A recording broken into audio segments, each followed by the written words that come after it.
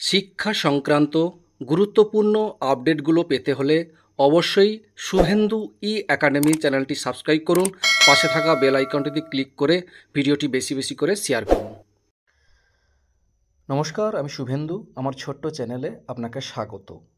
অত্যন্ত গুরুত্বপূর্ণ একটি আপডেট আজকের একটা মিডিয়াতে উঠে এসেছে, সেটাই আপনাদের সঙ্গে শেয়ার করতে চাই। দেখুন, হাইকোর্টের নির্দেশে বড় ধাক্কা।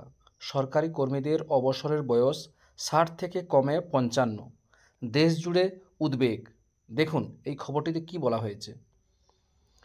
উচ্চ আদালতে এক যুগান্তকারী রায়ে দেশের লক্ষাধিক সরকারি কর্মচারীর জীবনে বড় পরিবর্তন আসতে চলেছে। এক সাম্প্রতিক নির্দেশিকায় হাইকোর্ট সরকারি কর্মচারীদের অবসরের বয়স 60 বছর থেকে কমিয়ে 55 বছর করার নির্দেশ দিয়েছে। এই আকস্মিক সিদ্ধান্ত সারা দেশের সরকারি কর্মীদের মধ্যে চরম উদ্বেগ ও অসন্তোষ সৃষ্টি হয়েছে। আদালতের যুক্তি, প্রশাসনিক কাঠামোতে তরুণদের জন্য আরও বেশি সুযোগ সৃষ্টি করা এবং সামগ্রিক কর্মদক্ষতা বৃদ্ধি করার জন্য এই পদক্ষেপ অপরিহার্য। এই নতুন নিয়মটি 2025 সাল থেকে কার্যকর হবে, যার ফলে বহু কর্মচারীর অবসর পরিকল্পনা এবং পেনশন গণনার সরাসরি প্রভাব পড়বে। এই পরিবর্তনের ফলে সরকারি দপ্তরে নতুন নিয়োগের পথ প্রশস্ত হলেও কর্মরত কর্মচারীদের ভবিষ্যৎ নিয়ে চরম অনিশ্চয়তা দেখা দিয়েছে।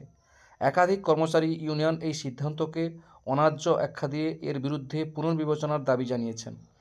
যে সমস্ত কর্মচারী আগামী কয়েক বছরের মধ্যে 60 বছর বয়স পূর্ণ করতেন, তাদের 5 বছর আগেই পরিষেবা থেকে বিদায় নিতে হবে। এর ফলে কেবল তাদের পেনশনের পরিমাণ নয়, ভবিষ্যতের আর্থিক পরিকল্পনা ক্ষতিগ্রস্ত হবে।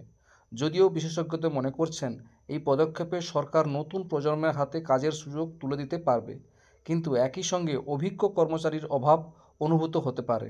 ক্ষতিগ্রস্ত কর্মচারীদের কিছুটা স্বস্তি দিতে নতুন পেনশন স্কিমের নিয়মেও পরিবর্তনের সম্ভাবনা রয়েছে। সরকারি সূত্রে জানা গেছে, এই পদক্ষেপ প্রশাসনিক দক্ষতা বাড়ানো এবং যুবকদের সুযোগ দেওয়ার উদ্দেশ্যেই নেওয়া হয়েছে।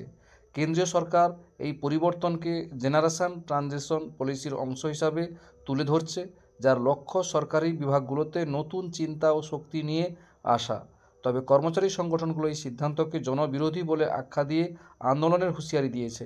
তাদের দাবি, কর্মদক্ষতা বাড়াতে আধুনিক প্রশিক্ষণ ও সুযোগ সুবিধা দেওয়া হোক, অবসর গ্রহণের বয়স কমানো নয়।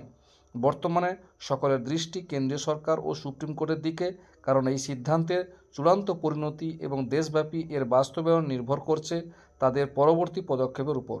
বিশেষজ্ঞদের মতে সরকার এই সিদ্ধান্ত কার্যকর করে কিনা সেটাই এখন দেখার। সেটাই আপনাদের সঙ্গে শেয়ার করলাম। ভিডিওটি দেখার জন্য অসংখ্য ধন্যবাদ।